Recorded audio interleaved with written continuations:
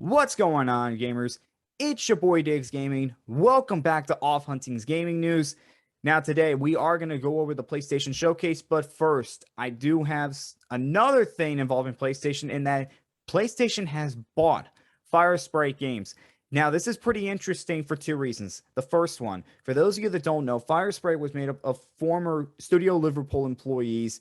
And for those of you that don't know, Studio Liverpool had a really good relationship with PlayStation before. They were the ones that created the original Wipeout games. They were responsible for other PlayStation titles. Studio Liverpool, they closed in 2012, and then Fire Sprite opened up soon after that. Now PlayStation has bought Fire Sprite. Everything comes full circle. It really does. And for PlayStation, they have high hopes for Fire Sprite. They said that. And I cannot wait to see what this studio does in the future under the PlayStation Studios family. PlayStation, this is the third confirmed studio that they have bought in the past few months. Of course, we remember they bought Housemarque, who made Returnal, that did a fantastic job with Returnal, and they bought Nexus, who we're all thinking they're going to be responsible for the PC ports of PlayStation titles. That has not been confirmed, but that's what we're all thinking because that's what Nexus is known for. And this is really a fun time if you're a PlayStation fan because of this and because of some other things that I'll talk later on in this video. But back to Fire Sprite and PlayStation Studios, they really have a thought process, PlayStation does, when they buy these studios. And we all know they are trying to compete right now because Xbox, they bought a whole bunch of studios trying to get exclusive games, trying to sell the Xbox Series X, and PlayStation, they are meeting them studio for studio. And we're still waiting on Bluepoint. We still do not have it confirmed that PlayStation has bought Bluepoint. However, remember, PlayStation Japan accidentally tweeted out welcoming Bluepoint to the PlayStation family when it was supposed to be Housemarque. So we think that that's going to come sometime soon, but it still has not been announced yet. We'll see when PlayStation announces it. But as for right now, Bluepoint, still not a part of the PlayStation Studios family. The future is bright for Sony and PlayStation. It really is. And the future is bright just for this generation in whole. But I mean, PlayStation, they are really doing a good job right now buying studios that they are comfortable with, that they have a working relationship with, and that they know are good for the PlayStation name. All right, moving on to the PlayStation Showcase. This was a really good showcase. PlayStation did a wonderful job with this. It was 40 minutes, and it was just nonstop, game after game after game. As far as it as a whole, I give it a B+. And the only reason I give it a B+ is because there were some games I thought they didn't really have to be there. There were some games I just thought, I'm not sure why they're there. And they saved all their PlayStation Studio stuff till the very end. So it was a little confusing as to why they waited that long to start showing out the PlayStation Studio. But I mean, that's a nitpick because what they showed off was really, really good. And I have a list from the first thing they showed off to the last thing they showed off, and then I'm going to give you some more thoughts on it. Hey guys, so I completely forgot that the first thing that was shown off was the Knights of the Old Republic remake, and I cannot believe I did that. I completely apologize.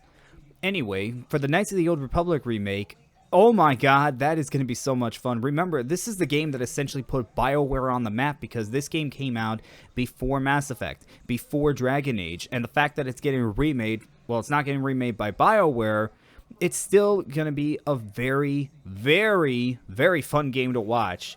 And for those of you that were a fan of the original game, definitely keep an eye on this. I never played the original game, so I might be picking this one up when it comes out. Cannot wait to see what they do with this game. And this was one of the biggest surprises from this PlayStation 5 event.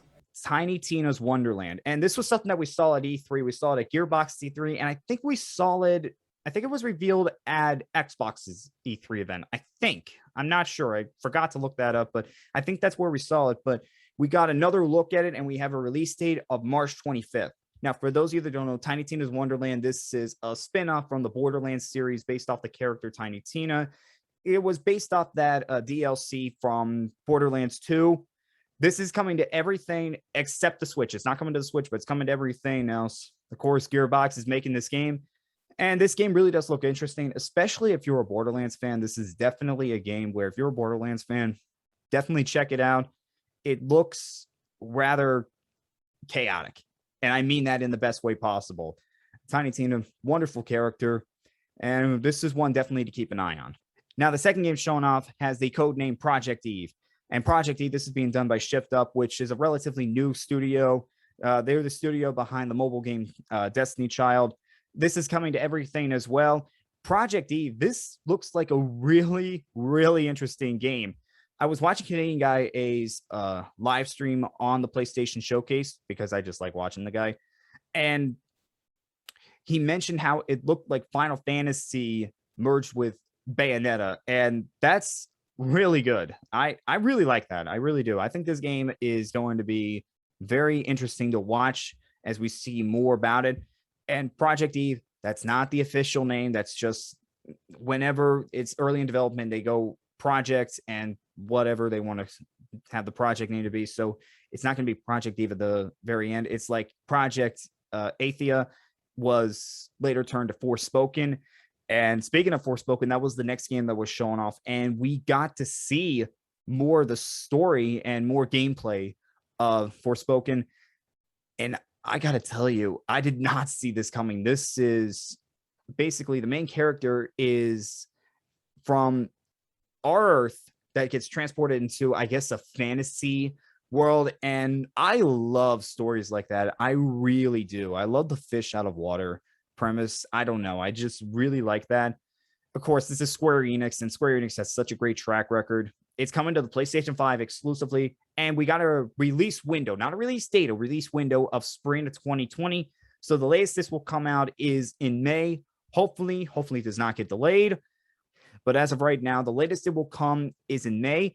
And I really do like that. I like this. I'm just getting more and more hyped for this game. And one thing I really do like is the powers that you get in this game come from this talking bracelet. And it really does look like a game that is definitely going to be on the awards watch list. It really does. I really am excited for this game. The more I see it, the more hyped I'm getting for it. And again, Square Enix, great track record. Cannot wait for this game to come out. After Forspoken, we got another look at Rainbow Six Extraction. Of course, this is Ubisoft. And we got a release month of January of 2022. So not too much longer for that. And that's coming to everything except the Switch. Again, Rainbow Six Extraction. This was originally called Rainbow Six Quarantine. And that kind of had the worst name possible during the time period that we were in. So they had to change it to Extraction, which I like the name. I like that better than Quarantine, not just because of the time that we're in, but also because I just think that's a better name.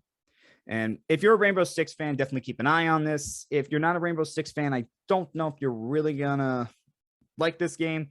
It's a multiplayer type game. Not really my type of game. I'm not a Rainbow Six guy, but if you are, definitely keep an eye on this. January 2022.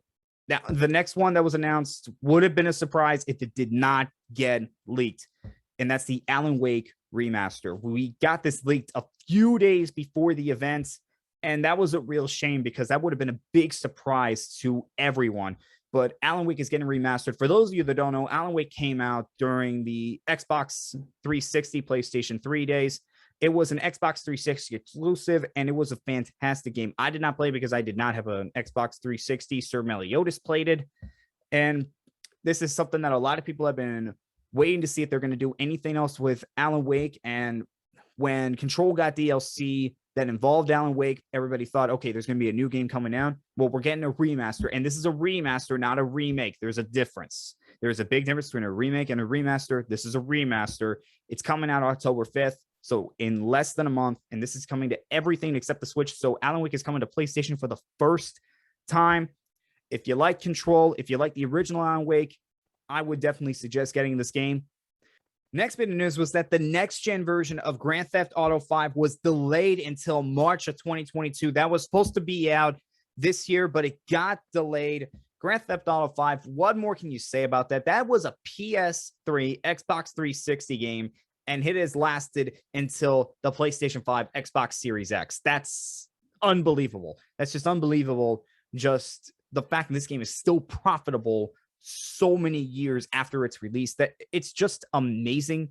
But again, the PS5, Xbox Series X version, That's been delayed till March 2022. Was supposed to be out this year. Little disappointing. We got another look at Ghostwire Tokyo. Now, Ghostwire Tokyo, that was supposed to be out this year, but it got delayed till 2022. We don't have a specific release date just yet on Ghostwire Tokyo, but this is going to be a PlayStation 5 exclusive at launch. And then after a year, it's going to go over to the Xbox Series X and everything else. And Ghostwire Tokyo, remember, this is being published by Bethesda, and Bethesda is now owned by Xbox. So technically, this is an Xbox game coming to PlayStation exclusively at launch. That's kind of weird and a little confusing. But yeah, Ghostwire Tokyo, got another look at that. Really looks like an interesting game, and we'll see what happens when it gets released, and we'll see when it's going to come out. Again, we did not get a release date on that Ghostwire Tokyo. Another look at that. Looks like a game definitely worth watching. I'll definitely be watching that. Don't know if I'll get it, but definitely a game worth watching. Guardians of the Galaxy was up next. This is another Square Enix title. This is being dubbed by Eidos Montreal. Again, this is another one that's coming to everything, and it's being released October 26th. So about a month and a half to go.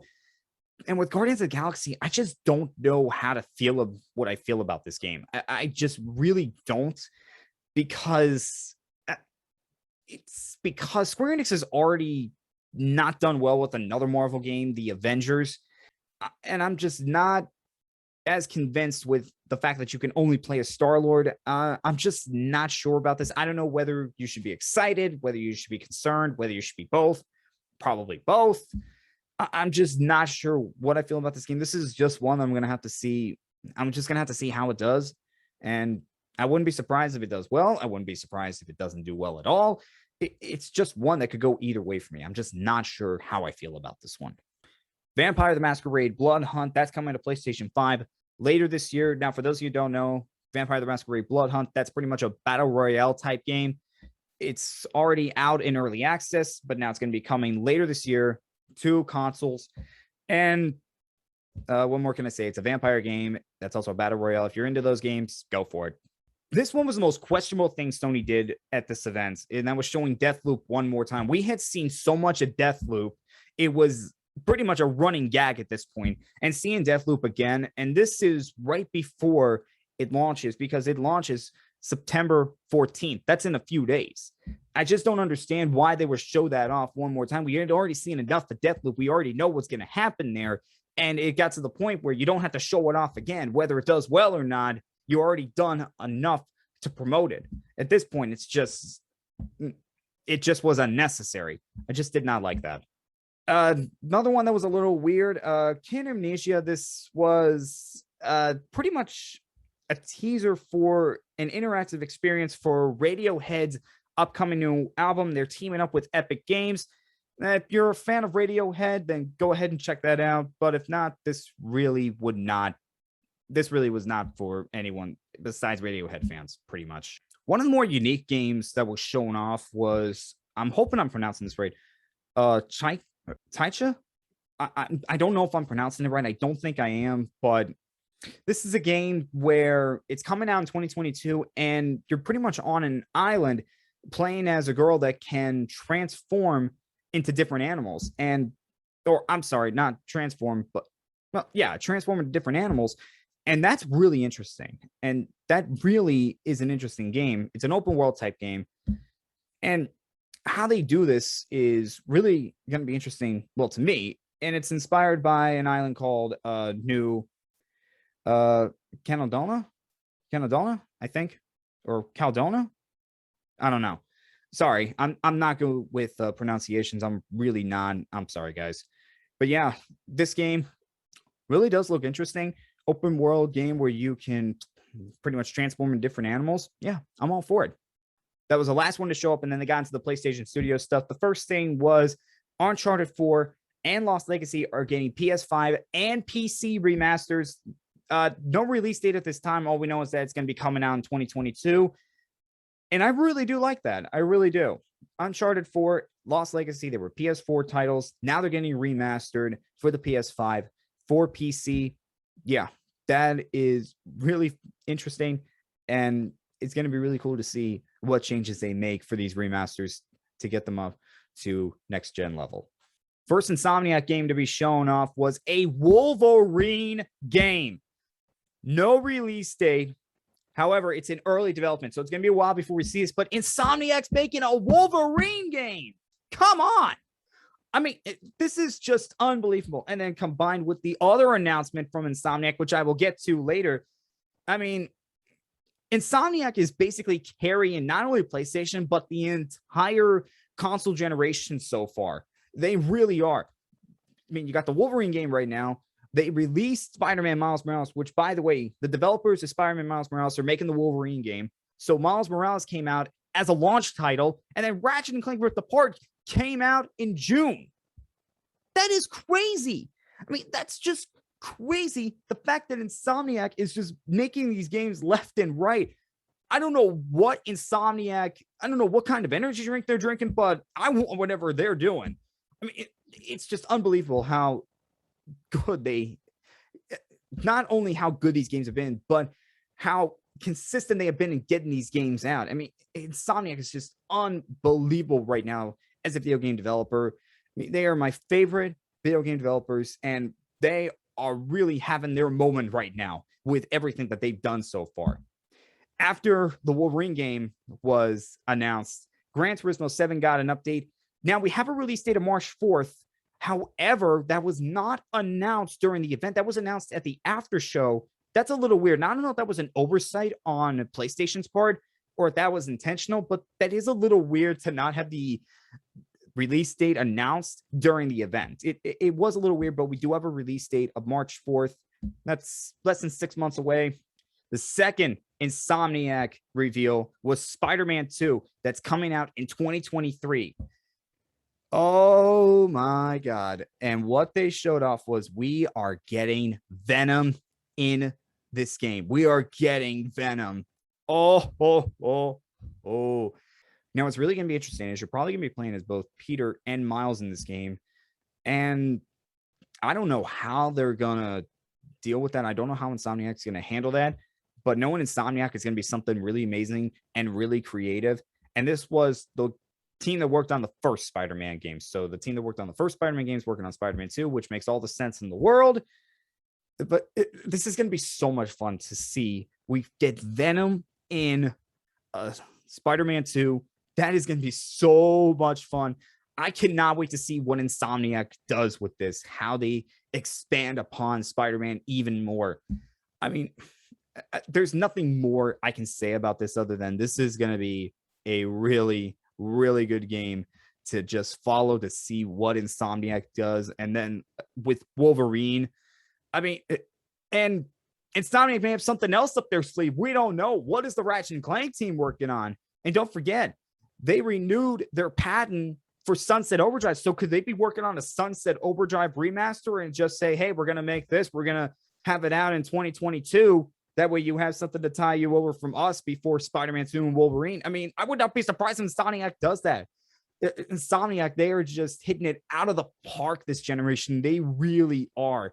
It's just unbelievable. It really is. And the last thing that was shown off was God of War Ragnarok. We got our first look at that. Now, that was announced as a teaser, but now we actually got gameplay and a look at what Kratos, his son, and other characters are going to look like. No release date just yet.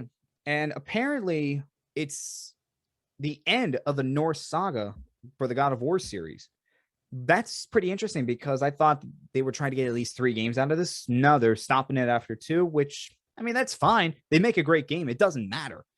Also, Cory Barlog, who worked on the first God of War, is not working on this game. It's going to be Eric Williams, who's a veteran from the God of War series. So it's in good hands. But apparently, Cory's working on another game. So we'll wait to see what he's working on right now.